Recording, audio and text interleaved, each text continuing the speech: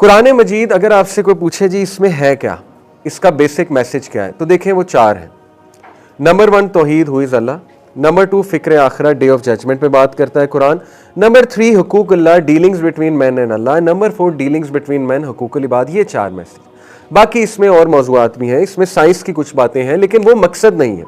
कुरान का मकसद है गाइडेंस देना। Quran is not a book of science, it's a book of science. Doctor Zakir Naik का बड़ा मशहूर जुमला है, ठीक है ना। ये आयात की किताब है, इसमें आयात है, साइंस है अल्लाह की। तो अब देखें, दिस सॉल्व्स दैट क्वेश्चन। कोई ये कह सकता है कि नहीं, कुरान जो है ना वो खुद से नहीं पढ़ना चाहिए क्योंकि आप गुमराह हो जाओगे। ये एक हमारे सोसाइटी में बड़ा मशहूर एक अकीदा है, बिलीफ है, ठीक है। और कुरान को पढ़ने के लिए जो है ना आपको इतने उलूम चाहिए इससे पहले कि आप कुरान पढ़ सको। देखें, दोनों एक्सट्रीम्स गलत है। एक एक्सट्रीम ये है कि आपको किसी की जरूरत नहीं, कुरान उठाओ पढ़ना शुरू कर दो, ये भी एक्सट्रीम है। दूसरी एक्सट्रीम ये है कि नहीं नहीं नहीं, कुरान को हाथ में ना लगाओ, गुमराह हो जाओगे, कुरान की ट्रांसलेशन ना पढ़ना, गुमराह हो जाओगे, ये भी एक्सट्रीम है। दरमियानी राह क्या है? कुरान का बेसिक मैसेज हर कोई समझ सकता है, उसके लिए कोई उलूम की जरूरत नहीं है। अराइतल्लज़ी युकज़्ज़िबु बिद्दीन फ़ज़ालिकल्लज़ी यदउल यतीम, ये सूरह सारी समझने के लिए आपको कौन से उलूम की जरूरत है? सिंपल मैसेज है। क्या तुमने नहीं देखा जो रोज़े आखिरत को झुटलाता है वही तो है जो यतीम को धक्के देता है, वही तो जो मिस्कीन को खाना नहीं खिलाता। फ़मैलुल लिल मुसल्लीन, तबाही है उन लोगों के लिए, उन नमाजियों के लिए जो नमाज डिले करके पढ़ते हैं, जो नमाज में सुस्ती करते हैं या दिखलावे की नमाज। आप मुझे बताएं, समझ आ रहा है मैसेज? इसके लिए कौन सी आपको उलूम की ज़रूरत है? ठीक है। हाँ, ऐसे मौज़ूआत कुरान में हैं जिनके लिए आपको स्कॉलर्स को भी अप्रोच करना पड़ेगा, तफसीर को भी देखना पड़ेगा। तो ये दोनों ही एक्सट्रीम्स हैं, आप दरमियान में रहें।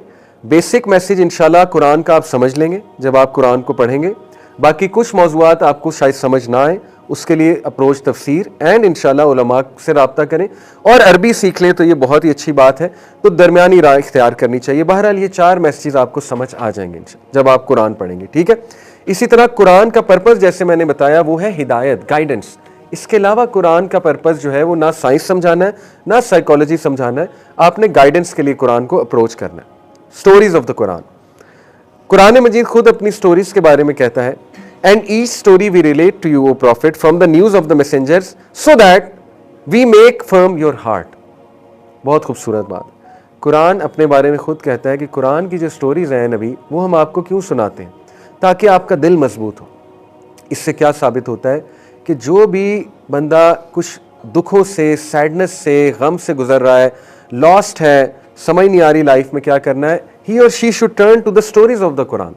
मैं आपको एक स्टोरी बताता हूँ जिससे कितना कुछ अखज़ होता है, कितना कुछ अखज़ होता है। सूरह यूसुफ। सूरह यूसुफ के लेसन्स क्या हैं? और सूरह यूसुफ इंटरेस्टिंगली कब नाजिल हुई? ताइफ के वाक़ये के बाद। उसकी टाइमिंग चेक करें।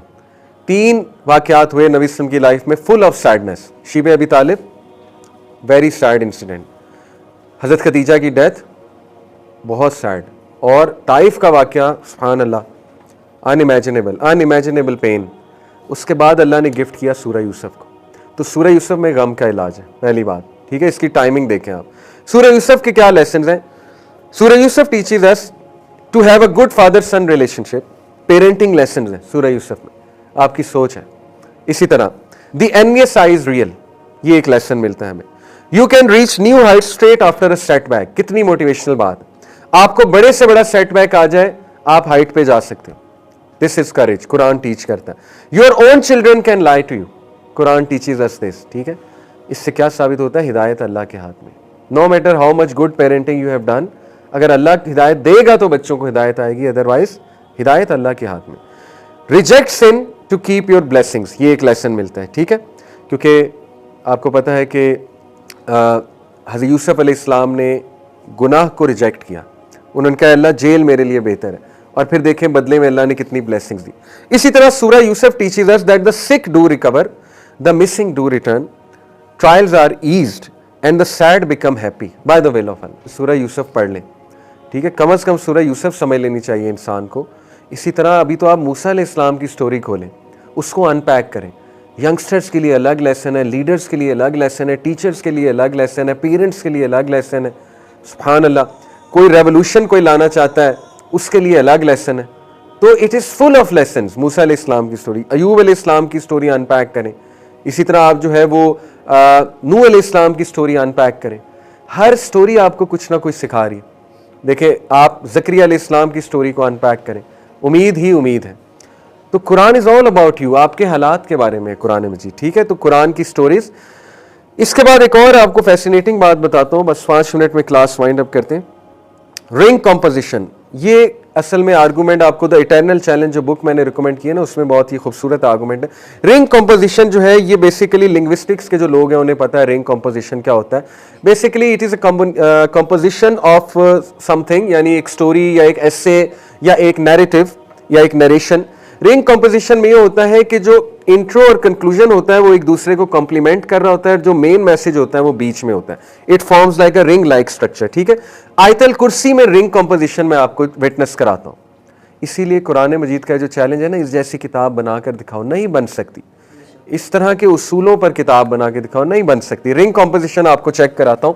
अल्लाहु ला इलाहा इल्लहु अल हय्युल कय्यूम, Allah there is none worthy of worship except he, the ever living, the ever watcher.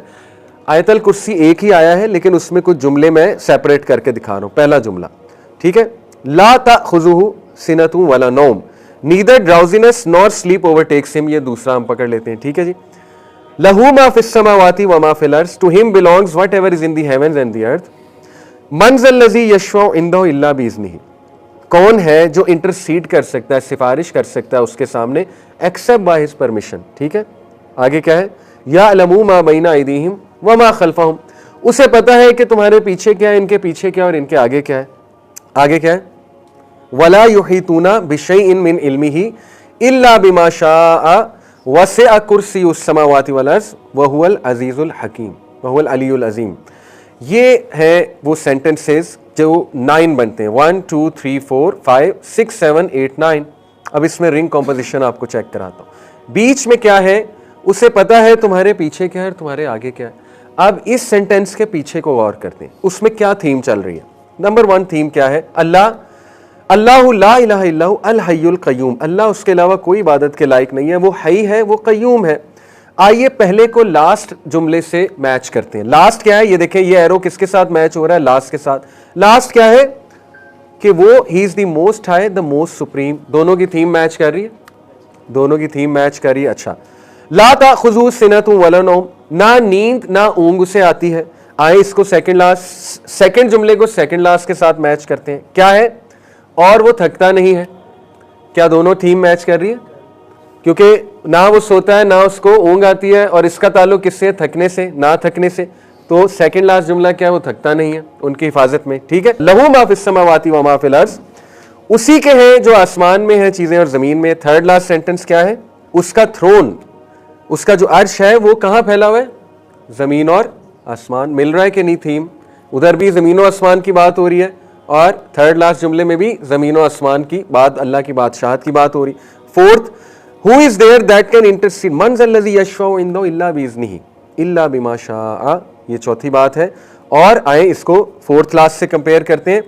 और कोई भी नहीं है जो इसके इल्म का अहाता कर सके सिवाय उसके जिसको वो खुद इजाजत दे। दोनों में किस चीज का जिक्र है, उसकी इजाजत का, परमिशन का। This is ring composition. और बीच में क्या है कि अल्लाह को पता है पीछे भी क्या है, आगे भी क्या है। पीछे जो थीम है वही आगे थीम है, तो बीच में वो चीज आ गई। हर सूरह इस तरह डिजाइन हुई है, आप हैरान हो जाएंगे। ये जो है लिंग्विस्टिक के एक्सपर्ट से पूरा काम किया हुआ है रिंग कॉम्पोजिशन ऑफ कुरान के ऊपर। अभी तो मैथमेटिकल मैंने आपको मिरेकल्स नहीं बताए, कुरान के जो मैथमेटिकल मिरेकल्स हैं, यानी जो यौम का लफ्ज है, डे का, वो 365 बार एग्जैक्ट इस्तेमाल हुआ है। और अय्याम, जो यौम की जमा है अय्याम, वो 30 बार जो है आया हुआ है। 30 दिन होते हैं ना एक मंथ में तकरीबन। और जो आप हैरान हो जाएंगे, मंथ 12 बार आया हुआ है कुरान। शहर मेरे ख्याल मंथ को कहते हैं। बहरहाल 12 बार कुरान में मंथ का तज़किरा, 12 मंथ्स होते हैं। अभी तो हम इस पे नहीं आए, ठीक है। तो Quran is full of miracles. आखिरी चीज, कुछ सूरतों की आपके सामने वर्चूज रखता हूं टू मोटिवेट अस। सूरह अल बकरा, अल्लाह के नबी सल्लल्लाहु अलैहि वसल्लम ने फरमाया, do not make your houses Graves, अपने घरों को कब्रिस्तान मत बनाओ। फॉर द शैतान फ्लीज फ्रॉम हाउस इन विच सूरह अल बकरा इज रिसाइटेड। इब्ने मसूद रज़ियल्लाहु क्या कहते हैं, कहते हैं वो घर जिसमें सूरह अल बकरा नहीं पढ़ी जाती वो एक बंजर घर है, वो एक खंडर है। यानी इतनी सीरियस बात है। सूरह अल बकरा जिस घर में पढ़ी जाती, शैतान नहीं आ सकता वहां पे, शैतान भाग जाता है वहां से, ठीक है। दूसरी हदीस, नबी सल्लल्लाहु अलैहि वसल्लम ने फरमाया, रीड सूरह अल बकरा, for reciting it regularly is a blessing and forsaking it is a cause of regret and the magicians can not withstand it. अब देखें, कोई ये कहे कि मुझ पर जादू हुआ हुआ है, ठीक है, कोई कह सकता है मुझ पर काला जादू हुआ हुआ है, वो सूरह अल बकरा पढ़े। उसके बाद भी अगर वो समझता है कि नहीं मुझे कोई शिफा नहीं मिल रही या अभी तक कुछ इश्यूज हैं, रेस्ट एश्योर्ड जादू नहीं आपके, फिर मेंटल हेल्थ इशू है, consult a psychiatrist. Mental health issues भी होते हैं, जादू वाली ऑप्शन निकल गई है, रेस्ट एश्योर्ड। सूरह अल बकरा के आगे नहीं टिक सकता जादूगर, सूरह अल बकरा के आगे नहीं टिक सकता शैतान, सवाल ही पैदा नहीं होता। कुछ लोग कहते हैं हमने 40-40 दिन सूरह अल बकरा पढ़ लिए फिर भी जादू है, अल्लाह माफ करे, यानी ये तो मिसट्रस्ट है फिर उस हदीस पे, जादू नहीं है, फिर मेंटल हेल्थ इशू है, फिर you should consult a psychiatrist. और हो सकता है मेंटल हेल्थ इशू, इसमें कोई मजाक की बात नहीं है, हो सकता है, you should consult a psychiatrist, सीधी सी बात है, ठीक है। अच्छा, उसके बाद हुज़ैफा रज़ियल्लाहु अन्हु से मरवी हदीस है, नबी सल्लल्लाहु अलैहि वसल्लम ने फरमाया मुझे 2 आयात गिफ्ट की गई हैं, कहां से? From the treasures beneath the throne, अर्श के खजानों में से, और वो आयात है आमना रसूल बिमा उनज़िला इलैहि मिन रब्बिही वल मुमिनून। नबी सल्लल्लाहु अलैहि वसल्लम रोजाना रात को पढ़कर सोते थे। इन 2 आयात के बारे में आता है, जिसने ये 2 आयात पढ़ ली रात सोने से पहले, उसके लिए वो आयात काफी हो गई, उसको फिक्र करने की जरूरत नहीं है, यानी दे विल प्रोटेक्ट हिम। बहुत खूबसूरत बात। इसी तरह ये बड़ा ज़बरदस्त वाक़या, एक सहाबी सूरह अल बकरा पढ़ रहे थे तो उन्होंने देखा उनका घोड़ा एकदम डर गया और एक क्लाउड को उन्होंने नीचे आते देखा, आई थिंक ओपन एयर में पढ़ रहे थे।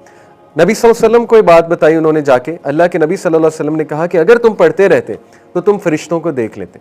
सूरह अल बकरा के खास ये बारे में आता है, वैसे तो ओवरऑल कुरान जहाँ पढ़ा जाएगा फरिश्तों का वहाँ पे नजूल होगा, फरिश्ते सुनने आते हैं उसकी तिलावत।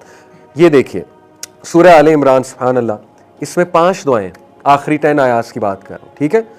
ये मैंने रब्बाना रब्बाना हमने इसको इनसर्कल किया है, ठीक है। फॉर एग्जांपल रब्बाना मा खलकता हाजा बातिला सुब्हानका फकीना अज़ाबन नार, रब्बाना इन्नका मन तुदखिलिन नार फक़द ख़ज़ैतहु वमा लिज़्ज़ालिमीन मिन अंसार। ये 5 बार है रब्बाना रब्बाना रब्बाना रब्बाना रब्बाना, और बाद में अल्लाह क्या कह रहा है? फस्तजाबा लहुम रब्बुहुम, कि उनके रब ने उनकी दुआ कबूल की।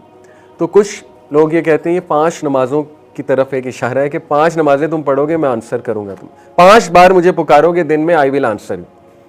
तो ये भी कुरान का आप देख लें कंपोजिशन और स्टाइल, सुभान अल्लाह। इसी तरह सूरह मुल्क एंड सूरह सजदा। सूरह मुल्क के बारे में आता है, नबी सल्लल्लाहु अलैहि वसल्लम ने फरमाया कि कुरान की एक सूरह है जिसकी 30 वर्सेस हैं, जो कि एक शख्स, एक इंसान की सिफारिश करेगी यहां तक कि उसको बख्श नहीं दिया जाता, लड़ाई करेगी, और वो है तबारकल्लज़ी बियदिहिल मुल्क। ये याद कर ले, सूरह मुल्क तो आपको याद होनी चाहिए, अल्हम्दुलिल्लाह मैंने याद की। इसी तरह नबी सल्लल्लाहु अलैहि वसल्लम ने फरमाया कि एक साहबी ने फरमाया कि अल्लाह के नबी नहीं सोते थे जब तक सूरह मुल्क की तिलावत नहीं कर लेते। इसी तरह सूरह सजदा के बारे में आता है कि सूरह सजदा की भी जब तक तिलावत, सूरह सजदा इज चैप्टर 32, सूरह मुल्क is chapter 67। Acting on the Quran, साहबा फरमाते हैं कि नबी सल्लल्लाहु अलैहि वसल्लम हमें 10 वर्सेस सिखाते थे और हम अगली 10 वर्सेस तब तक नहीं सीखते थे जब तक उन 10 पे अमल ना कर ले। तो ये साहबा का शौक था कुरान पे अमल करने के लिए। हज़रत उमर सल्लल्लाहु अलैहि वसल्लम ने 6 साल में सूरह अल बकरा सीखी। इससे क्या मुराद है सीखी से? इससे मुराद है अमल किया। 6 साल लगे सूरह अल बकरा पे अमल कर। तो कुरान को पढ़ते हुए ये इंटेंशन करें मैंने इसमें अमल करना है। इसी तरह नबी सल्लल्लाहु अलैहि वसल्लम ने वार्निंग दी उन लोगों के बारे में जो कुरान समझते नहीं। ड्रीम में देखा कि एक शख्स का जहन्नम में सर कुचला जा रहा है, पूछा ये कौन है शख्स? तो फरमाया, जवाब मिला ये वो शख्स है जो कुरान को एक्ट नहीं करता, refuse to act upon the Quran, और ये वो है जो नमाजों के टाइम पे सो रहे होते हैं, नमाज नहीं पढ़ रहे होते, दे स्लीप थ्रू द नमाज। तो खुदा न खास्ता ये बहुत बड़ा अजाब है।